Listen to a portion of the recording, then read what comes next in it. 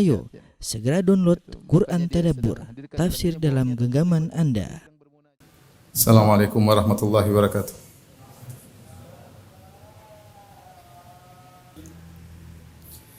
Innal hamdalillah nahmaduhu wa nasta'inuhu wa nastaghfiruhu wa natubu ilaihi wa na'udzu billahi min shururi anfusina wa sayyiati a'malina. May yahdihillahu fala mudilla lahu wa may yudlil fala hadiyalah. Asyhadu an la ilaha illallah wahdahu la syarikalah wa asyhadu anna Muhammadan abduhu wa rasuluhu la nabiyya ba'dah. Ya ayyuhalladzina amanu taqullaha haqqa tuqatih wa la tamutunna illa wa antum muslimun. يا أيها الناس اتقوا ربكم الذي خلقكم من نفس واحدة وخلق منها زوجها وبث منهما رجالا كثيرا ونساء واتقوا الله الذي تساءلون به والأرحام إن الله كان عليكم رقيبا يا أيها الذين آمنوا اتقوا الله وقولوا قولا سديدا يصلح لكم أعمالكم ويغفر لكم ذنوبكم ومن يطع الله ورسوله فقد فاز فوزا عظيما أما بعد فإن أصدق الحديث كتاب الله وخير الهدى هدى محمد صلى الله عليه وسلم وشر الأمور محدثاتها وكل محدثة بدعة وكل بدعة ضلالة وكل ضلالة في النار. معاشر المسلمين أوصيكم ونفسي بتقوى الله فقد فاز المتقون. Sesungguhnya di antara ibadah yang agung adalah bersalawat kepada Nabi Muhammad sallallahu alaihi wasallam. Ibadah yang Allah sendiri mengerjakannya dan menyuruh orang-orang untuk melakukannya. Allah Subhanahu wa taala berfirman, "Innallaha wa malaikatahu yusholluna 'alan nabi. Ya ayyuhalladzina amanu shallu 'alaihi wa sallimu taslima." Sungguhnya Allah bersalawat kepada Nabi Muhammad sallallahu alaihi wasallam. Demikian juga wa malaikatahu. Para malaikat juga bersalawat kepada Nabi sallallahu alaihi wasallam. Setelah itu Allah mengatakan, "Wahai orang yang beriman, bersalawatlah kepada Nabi dan bersalamlah kepada Nabi Muhammad sallallahu alaihi wasallam." Salawat Allah kepada Nabi maksudnya Allah memuji, ya. Memuji Nabi di hadapan para malaikat. Dan salawat malaikat kepada Nabi maksudnya adalah malaikat berdoa kepada Allah agar Allah memperbanyak pujian Allah kepada Nabi di hadapan para malaikat. Sungguh salawat kepada Nabi, ya, adalah ibadah yang sangat agung, ya. Sampai-sampai ketika Allah menyuruh kaum mukminin untuk menjalankan ibadah ini, Allah jelaskan Allah sendiri bersalawat kepada Nabi sallallahu alaihi wasallam. Seandainya kaum mukminin tidak ada yang bersalawat kepada Nabi, tidak ada masalah bagi Allah. Allah sendiri bersalawat kepada Nabi dan para malaikat Allah juga bersalawat kepada Nabi. Lihatlah para malaikat yang jumlahnya sangat banyak. Wa ma ya'lamu junuda rabbika illahu. Tidak ada yang mengetahui jumlah para malaikat kecuali Allah Subhanahu wa taala.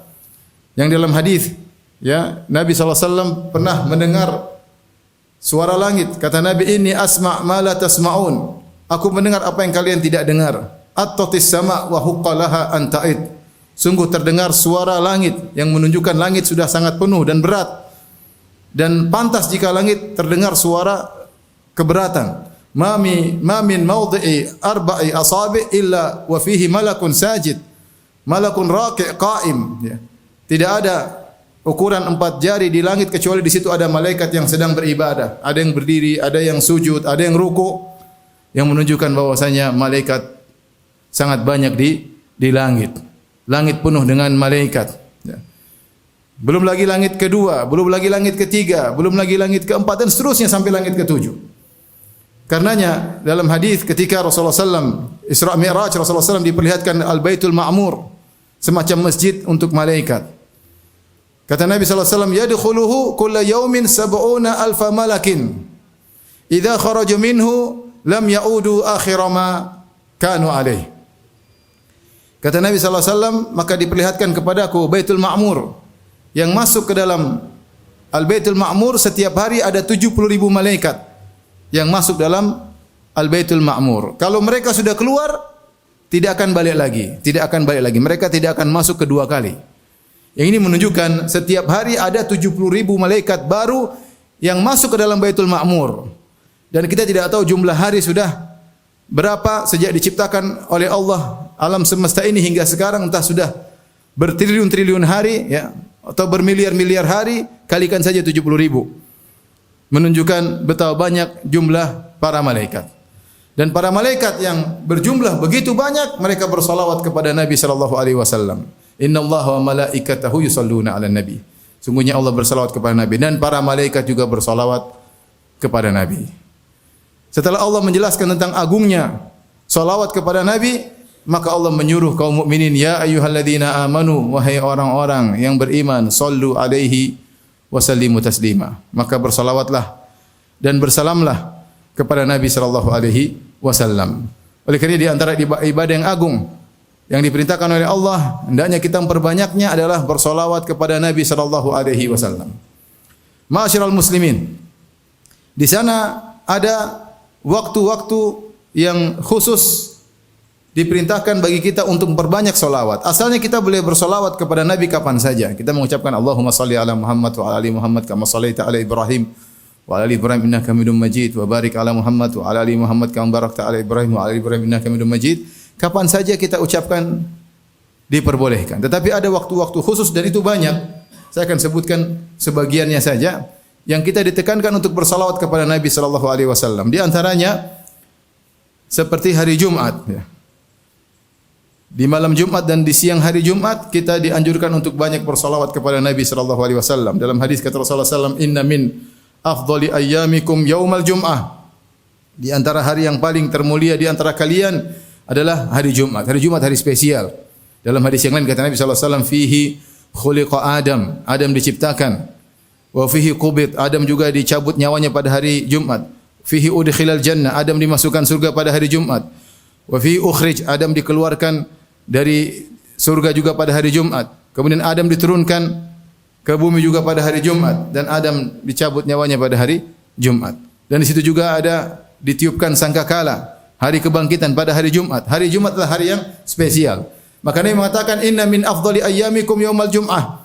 Di antara hari-hari istimewa kalian adalah hari Jumat. Fa aktsiru alayya as-salat. Maka perbanyaklah bersalawat kepadaku.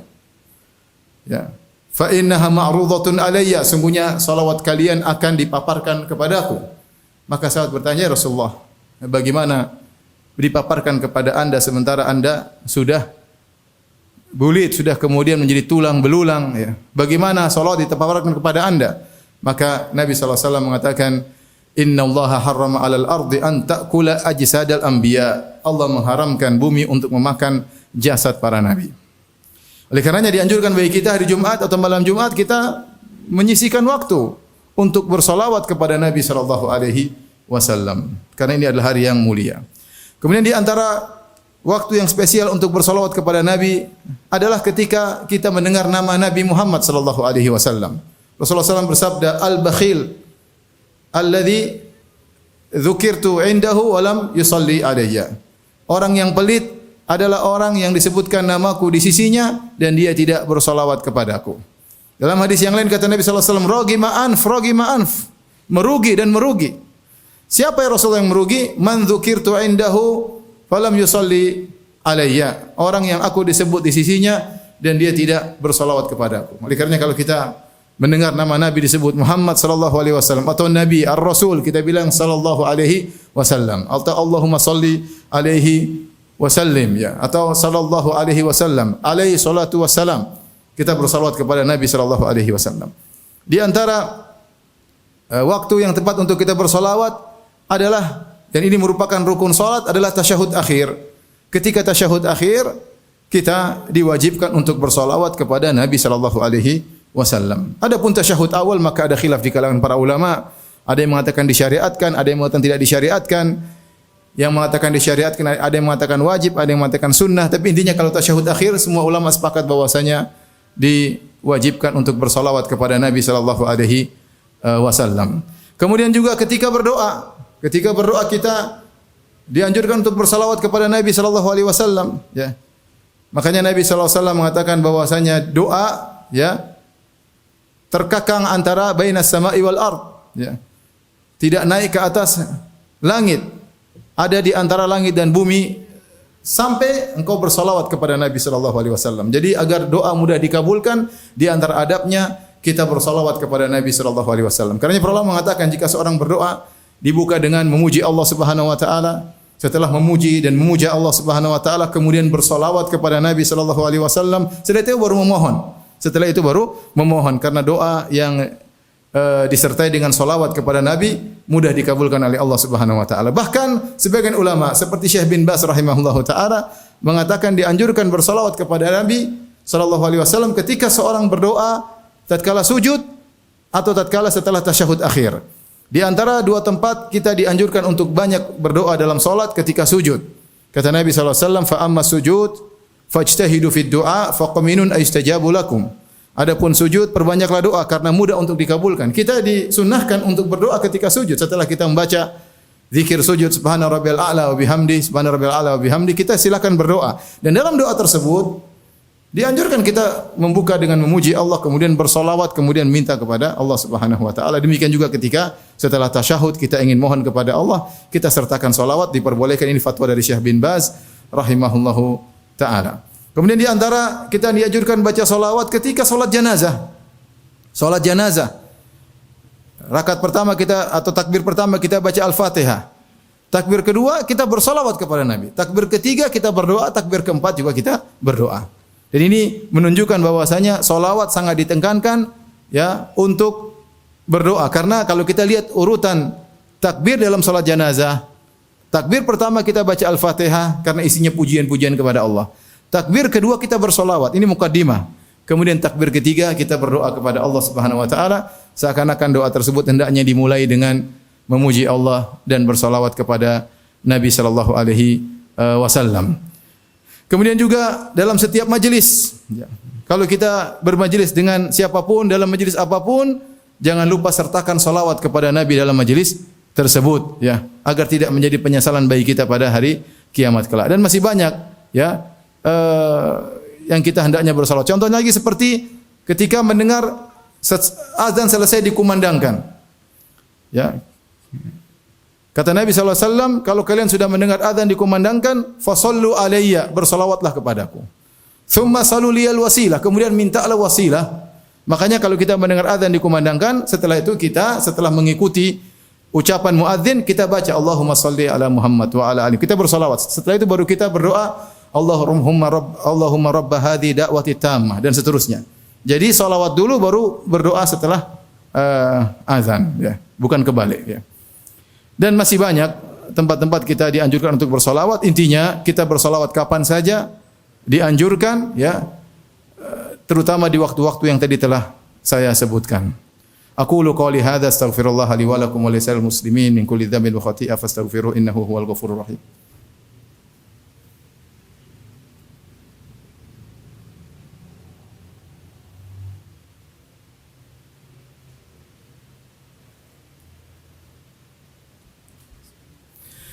Alhamdulillahi ala ihsani wa syukru lahu ala taufiqihi wa amtinani. Asyhadu an la ilaha illallah wahdahu la syarika lahu ta'ziman li sya'nihi wa asyhadu anna Muhammadan abduhu wa rasuluhu da'ila ridwani.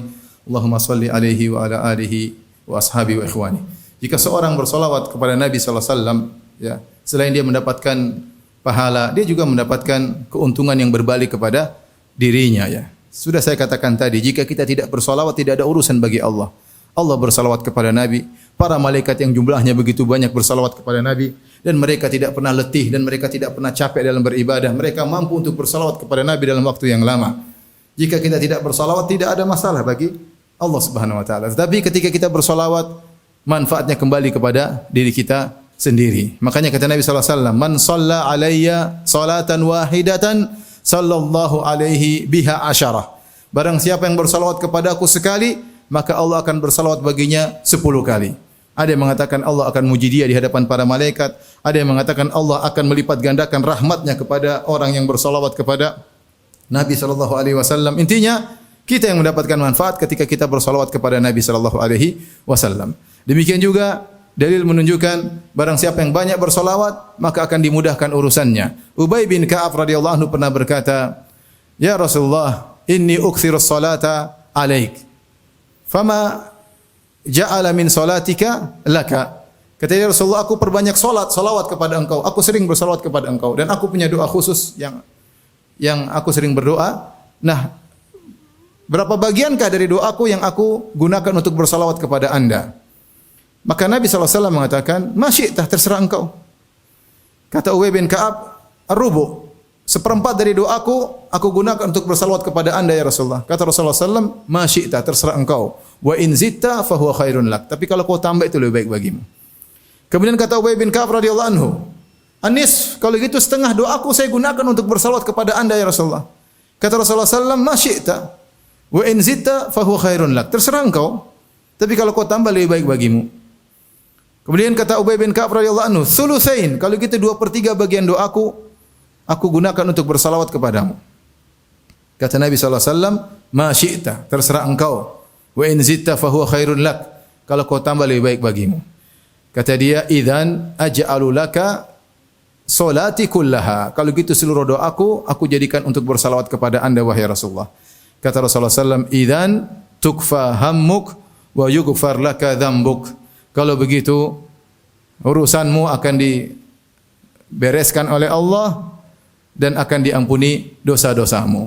Dalam riwayat yang lain, "Idzan yakfikallahu ma hammaka min umurid dunya wal akhirah." Kalau begitu Allah akan menyelesaikan urusanmu yang kau fikirkan, baik urusan dunia maupun urusan akhirat. Dan ini di antara faedah kalau seorang bersolawat kepada Nabi sallallahu alaihi wasallam. Dan tentunya masih ada faedah-faedah yang lain, namun cukup bagi kita untuk semangat bersolawat kepada Nabi sallallahu alaihi wasallam karena dialah manusia yang paling harus lebih kita cintai dari siapapun. Kata Nabi sallallahu alaihi wasallam, "La yu'minu ahadukum hatta akuna ahabba ilaihi min waladihi wa walidihi wan nasi ajma'in."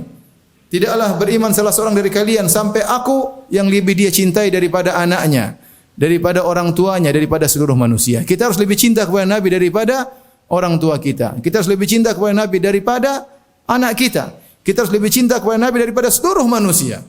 Kenapa? Ya, kata para ulama, karena jasa Nabi terlalu besar kepada kita. Dengan beriman kepada Nabi, dengan mengikuti ajaran-ajaran Nabi, maka kita akan merasakan kebahagiaan di dunia sebelum kita merasakan kebahagiaan yang abadi di akhirat dengan kenikmatan yang sempurna di surga. Maka lihatlah perjuangan Nabi sallallahu alaihi wasallam ketika berdakwah ya di Mekah 13 tahun. Kemudian terusir ke Madinah. Setiap waktu berdakwah, ya. Dihina oleh kaumnya, diusir oleh kaumnya, dilemparin oleh kaumnya, terluka oleh kaumnya, dituduh dengan tuduhan yang tidak-tidak. Semuanya Nabi lakukan agar dakwah Nabi sampai ke penjuru alam semesta dan sampai ke tanah air, dan kita bisa merasakan nikmat iman, ya, yang kita rasakan di dunia sebelum akhirat. Maka orang yang paling besar jasanya dalam kehidupan kita adalah Rasulullah sallallahu alaihi wasallam, ya. Kita sendiri merasakan bagaimana nikmatnya iman. Bahkan kita harus lebih cinta kepada Nabi daripada diri kita sendiri.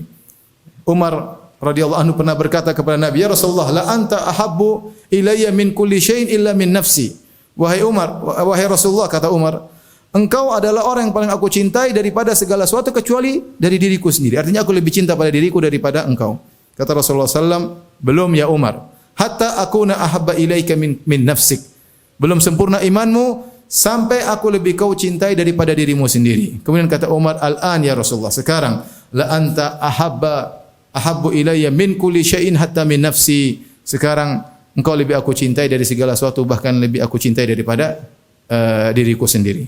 Harapan saya ketika kita bersalawat kepada Nabi sallallahu alaihi wasallam, kita ingat jasa-jasa Nabi, kita ingat ajaran-ajaran Nabi, kita ingat perjuangan-perjuangan Nabi, sehingga salawat kita benar-benar kita hayati dan benar-benar punya nilai yang besar di sisi Allah Subhanahu wa taala. Innallaha malaikatahu yusalluna 'alan nabi ya ayyuhalladzina amanu sallu 'alaihi wa sallimu taslima. Allahumma salli 'ala Muhammad wa 'ala ali Muhammad kama sallaita 'ala Ibrahim wa 'ala ali Ibrahim innaka Hamidum Majid. Wa barik 'ala Muhammad wa 'ala ali Muhammad kama barakta 'ala Ibrahim wa 'ala ali Ibrahim innaka Hamidum Majid. Allahumma ighfiril muslimina wal muslimat والمؤمنين والمؤمنات الأحياء منهم والأموات إنك سميع قريب مجيب دعوات ويا قاضي الحاجات اللهم آت نفوسنا تقواها وزكها أنت خير من زكاها أنت وليها ومولاها اللهم ربنا آتنا في الدنيا حسنة وفي الآخرة حسنة وقنا عذاب النار ربنا ظلمنا أنفسنا وإن لم تغفر لنا وترحمنا لنكونن من الخاسرين ربنا آتنا في الدنيا حسنة وفي الآخرة حسنة وقنا عذاب النار وأقيموا الصلاة